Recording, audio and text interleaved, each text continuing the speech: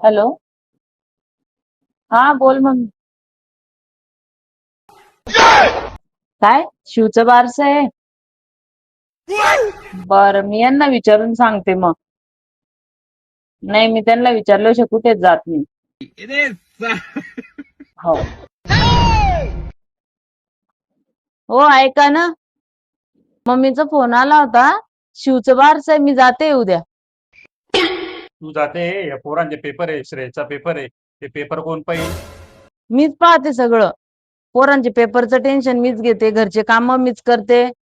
आता याच्या माहेर जाणं पण बंद करून टाकते घरच्या कामांसाठी. हॅलो. हा मम्मी, येते मी उद्या.